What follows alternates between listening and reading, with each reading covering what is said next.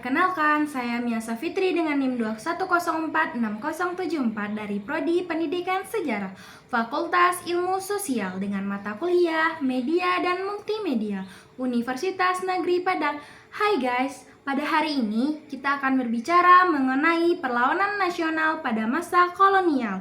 Tokoh dan organisasi perlawanan nasional seperti Pangeran Diponegoro dan Perang Aceh. Latar belakang munculnya perlawanan nasional, kebijakan kolonial yang menindas. Belanda menerapkan kebijakan yang sangat merugikan rakyat yang dimana kultur stelsel atau tanam paksa pada tahun 1830 yang mengharuskan rakyat menanam tanaman ekspor untuk kepentingan Belanda. Akibatnya rakyat kehilangan hak atas tanahnya sendiri dan menderita kelaparan. Kebijakan pajak tanah, kerja rodi dan monopoli perdagangan juga menjadi sumber ketidakpuasan. Krisis sosial dan ekonomi, banyak tanah rakyat diambil alih untuk kepentingan perkebunan Belanda. Sementara rakyat dipaksa bekerja dengan imbalan yang minim. Kondisi ekonomi yang memburuk menimbulkan faktor keagamaan dan budaya. Masyarakat merasakan agama Islam dihina dan dilecehkan oleh Belanda. Pangeran Diponegoro menentang pembangunan jalan yang melintas makam leluhurnya, sedangkan ulama Aceh menirukan jihad melawan Belanda. Kesadaran politik dan identitas, meskipun pada awalnya perlawanan masih bersifat lokal dan kedaerahan, kesadaran politik mulai tumbuh. Rakyat menyadari bahwa penjajahan merupakan ancaman bagi eksistensi perlawanan bangsa. Pangeran Diponegoro 1825 sampai 1830. Latar belakang Perang Diponegoro. Sebab umum wilayah Mataram yang semakin sempit. Wilayah Mataram yang semakin kecil ini membuat pengaruh dari Belanda lebih mudah masuk. Belanda mulai ikut campur dalam permasalahan yang terjadi di keraton. Tidak jarang pula Belanda mencampuri kebijakan raja saat itu. Terjadi konflik internal di istana atau keraton. Salah satu pemicunya adalah pengangkatan Hamengkubuwono V yang masih kecil sebagai raja secara tidak langsung membawa banyak kepentingan pribadi dari Dewan Perwakilan yang dibentuk. Rakyat sangat terbebani dengan pajak yang ditetapkan, yang dimana rakyat harus membayar pojengkot atau pajak pindah rumah dan pajak lainnya atau pajak tanah. Sebab khusus, pada tahun Mei 1825 Bismarck, seorang Belanda yang bertugas menjadi residen semacam bupati di wilayah Yogyakarta, ditugaskan pemerintah Hindia Belanda untuk membangun jalan dan rel kereta api. Awalnya pembangunan jalan dari Yogyakarta ke Magelang melewati Muntilan, tapi rencana malah diubah dan membelokkan jalan tersebut melewati Tagalrejo. Ternyata di salah satu sektor patok-patok jalan yang dipasang oleh Belanda tepat melintasi makam leluhur Pangeran Diponegoro. Ketika Pangeran Diponegoro mengetahui perbuatan ini, amarahnya memuncak dan memerintahkan rakyat untuk mengganti patok-patok tersebut dengan tombak sebagai tanda pernyataan perang. Lawanan Pangeran Diponegoro 1825 sampai 1830. Perang Diponegoro 1825 sampai 1830 atau disebut juga dengan Perang Jawa melawan penjajahan Belanda.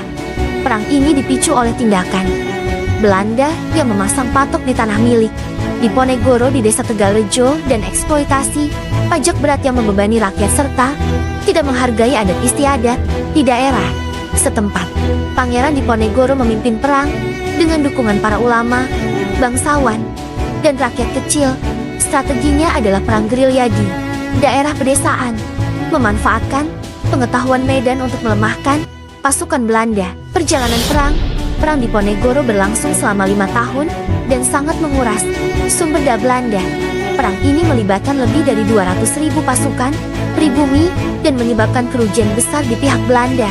Namun pada tahun 1830, Pangeran Diponegoro akhirnya ditangkap melalui tipu muslihat dalam perundingan di Magelang, kemudian diasingkan ke Makassar hingga wafat pada tahun ke-1855. Jawa Tengah menampilkan kota, kabupaten, dan ibu kota kabupaten di Jawa Tengah. Kota-kota besar seperti Semarang, Tegal, Pekalongan, dan Magelang ditandai. Area ini penting terkait perang.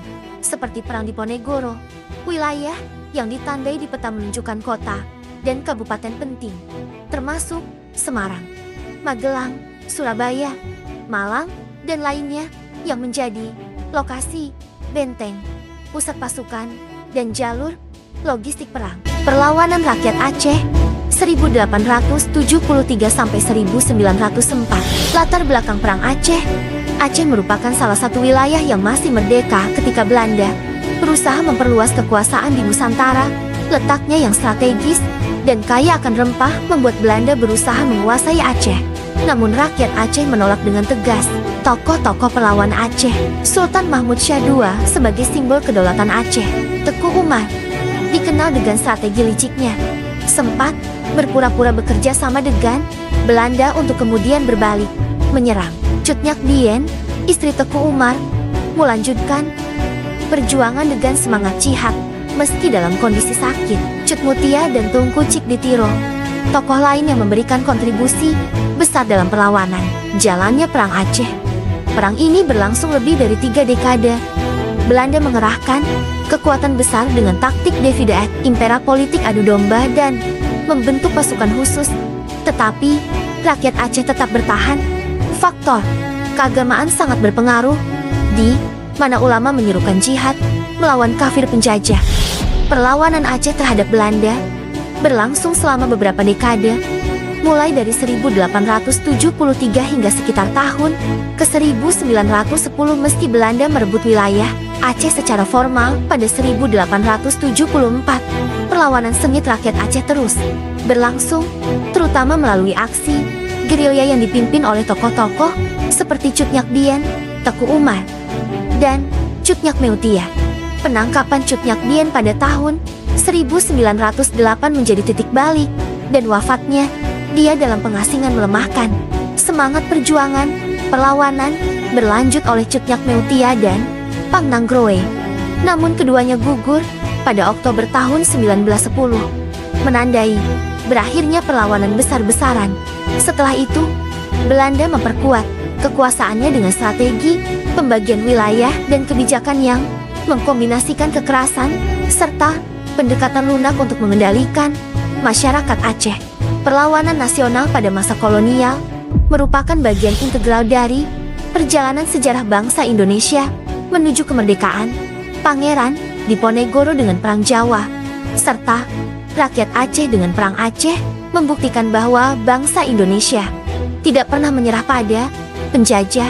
Walaupun belum berhasil mengusir Belanda sepenuhnya, perlawanan ini telah menumbuhkan benih nasionalisme melalui tokoh dan organisasi perlawanan seperti Pangeran Diponegoro dan rakyat Aceh, memperlihatkan bahwa sejarah bangsa Indonesia tidak pernah terlepas dari proses panjang yang penuh pengorbanan, darah, dan air mata.